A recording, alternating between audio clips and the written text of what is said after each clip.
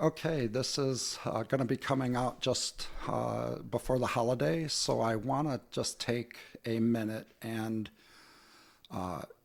be grateful to everybody who's been sharing my videos and helping me spread the word about this. I can't thank you guys enough. So today, the story I'm going to bring you is called Into the Reef, the true life story of Petty Officer Travis Kirckof. It's January 2013 and the United States shivers in the middle of winter. But in Subic Bay, Philippines, it's sweltering. It's monsoon season in the Philippines. On January 4th, 2013, the USS Guardian, an Avenger-class minesweeper, makes a fuel stop and a port call at Subic Bay Naval Station for a much-needed respite for the 79 sailors on board. When a U.S. Navy ship pulls into port for liberty, it's usually on their way to a station or back from a station after a long deployment.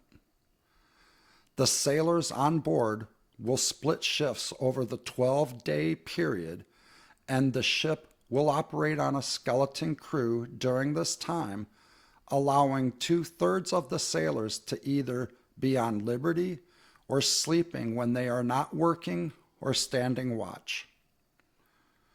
Ship life is grueling, and the constant hum of machinery 24/7 and the cramped quarters make deep sleep a luxury. Sailors also have many collateral duties in addition to their main job. So when they pull into port, it's usually a time that they can unwind and have some good recreation. The ship pulls out of Subic Bay late on January 16th. The ship is underway for several hours when it enters the Sulu Sea en route to Indonesia. Petty Officer 3rd Class Travis Kirckof, the Navy's E4 rank, one of the 2 rescue swimmers that are stationed on the USS Guardian, goes to bed dreaming sweet rescue swimmer dreams. Sleeping on a naval vessel is something you have to get used to. There is work occurring and loud noises 24/7.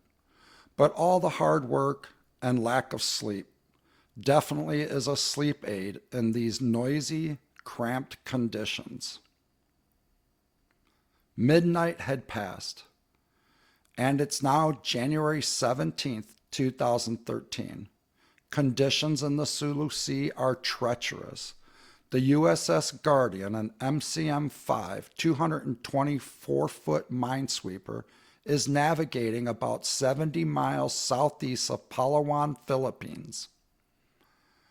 Unknown to the captain, a series of events are going to occur along the navigation chain of command, including relying on inaccurate digital charts and failing to acknowledge visual cues. It doesn't help that it's a very dark night. The moon appears as a slight sliver in the sky.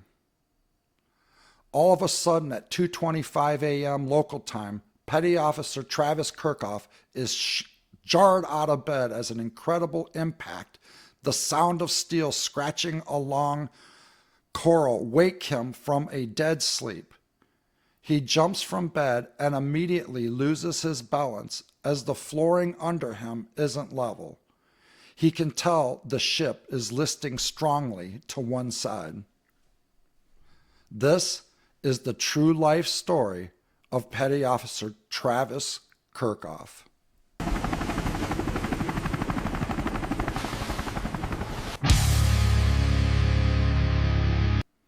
Petty Officer Travis Kirckof is a mineman and a rescue swimmer who grew up in Toms River, New Jersey. He spent a lot of time around the water, and when he reported to the USS Guardian, there was a need for a boat rescue swimmer, and Petty Officer Kirckof, being the person that he is, didn't hesitate to volunteer for the position. Petty Officer Kirckof joined the Navy when he was 20 years old. He joined hoping to be a Navy diver, but he became a mine man instead. He was stationed at Joint Base Charleston and assigned to the Naval Munitions Command. As Petty Officer Kirckof approached his mid-20s, he started to question if he'd made the right decision coming into the Navy.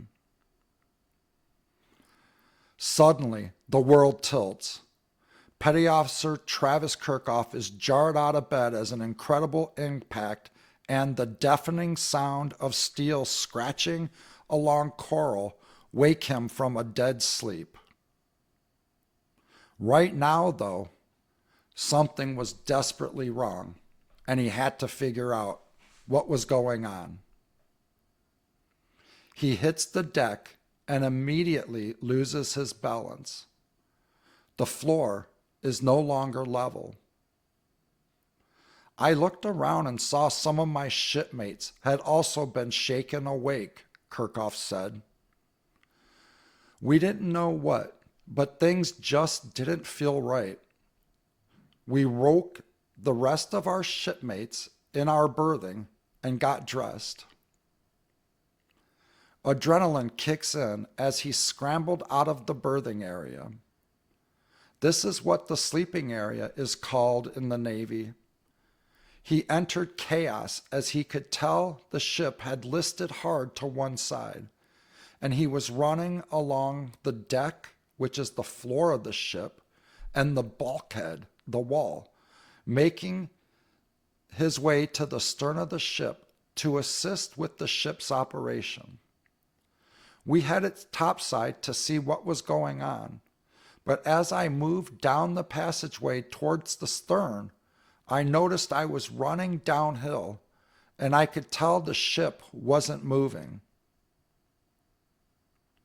According to reports, over the next 36 hours, every sailor aboard the USS Guardian fought without sleep to save the ship. The weather was an energy-sucking equatorial heat. It was 79 to 88 degrees Fahrenheit or 26 to 31 Celsius and very humid.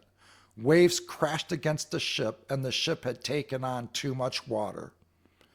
After 36 hours of battling to save the ship, at approximately 1500 hours on January 18, 2013, in a sweltering 90-degree heat, the captain gave the order to abandon ship to sailors that had just gone 36 hours without rest, trying to save their ship.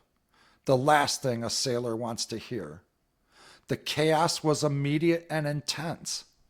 Sharks were swimming all around the ship, and every sailor who could handle a rifle was standing shark duty.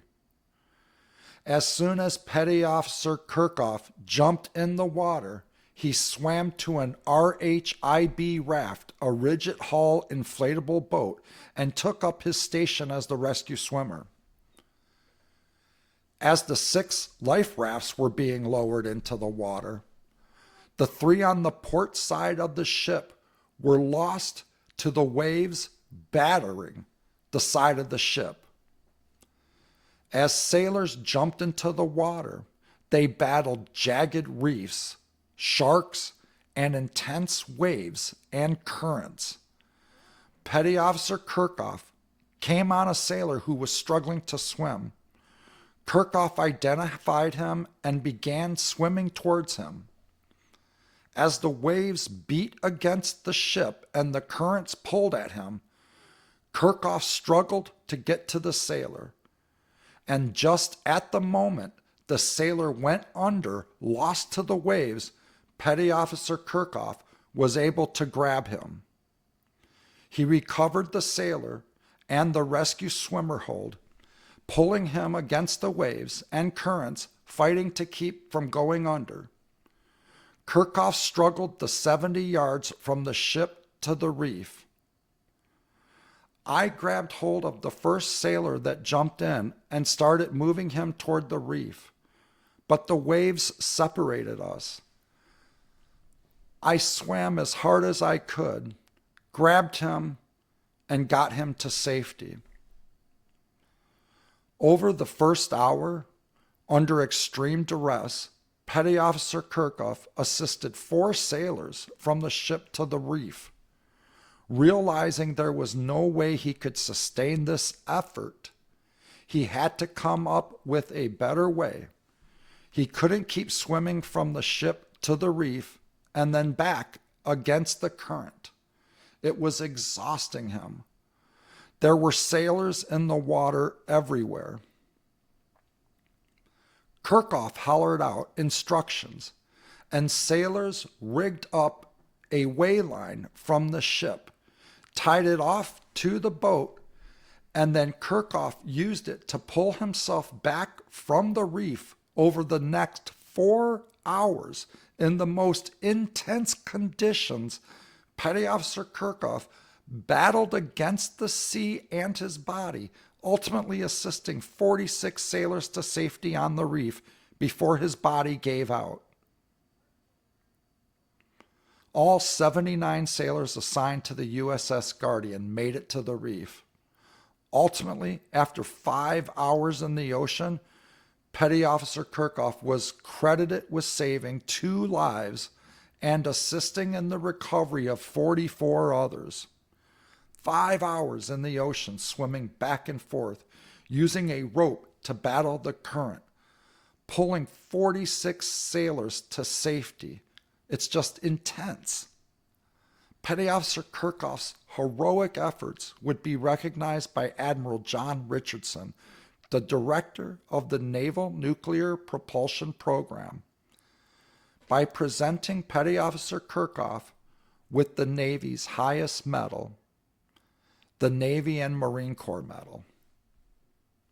The director of the Navy Nuclear Propulsion Program, Admiral John Richardson, presented Kirckof the Navy and Marine Corps Medal on April 11, 2014 at Joint Base Charleston Weapons Station.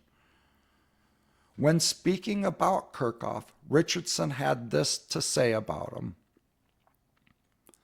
"We're here today to recognize a real Navy hero," Richardson said during the ceremony. "A typical rescue is over in a matter of minutes. Petty Officer Kirckof was in the water for more than 4 hours, sacrificing his personal safety. Only after his last shipmate had been helped to safety and he had used up everything in his body did he stop. He had given it his all," unquote. Petty Officer Kirckof was quoted saying, "Every SAR swimmer wonders how they will react when the time comes and people's lives are on the line. I happened to be the rescue swimmer on the Guardian. I'm pretty proud of the fact that when the occasion came to put my training to use, I lived up to the standards. For that, we commend and salute you, Petty Officer Kirckof, for your bravery and your service, so others may live." It should be noted that the incident was a significant diplomatic embarrassment, and the U.S. government, both the U.S. Navy and the American ambassador to the Philippines, personally issued a formal apology to the Philippines for the accident. In February 2015, the U.S. government made its final reparations. It paid the government of the Philippines nearly $2 million for the damage to the reef. This payment, amounting to 87 million Philippine pesos, was not treated as a simple fine. According to the Philippine Department of Foreign Affairs, the compensation was structured as a smart settlement. The funds were earmarked not only for the protection and rehabilitation of Tabataha Reef, but also to further enhance capability to monitor the area and to upgrade the Philippine Coast Guard substation in Tabataha. This pragmatic solution was a direct constructive lesson learned from the incident, a diplomatic acknowledgement that investing in a low-tech, human-centric failsafe, a better equipped local Coast Guard station, was a critical way to back up the high-tech, fallible digital systems that had failed. This story is based on the true life events recorded in official and public documents. I reconstructed the story using all available evidence and my personal expertise with over 500 hours of aviation search and rescue experience. If this story had any value for you, please like and subscribe. It really helps support what I am trying to create. My goal is to bring you true life stories of rescues, be one of my first 1,000 subscribers, and as I grow, I'd like to add more and more features to my videos, bringing better produced videos and reconstructed stories of true life SAR.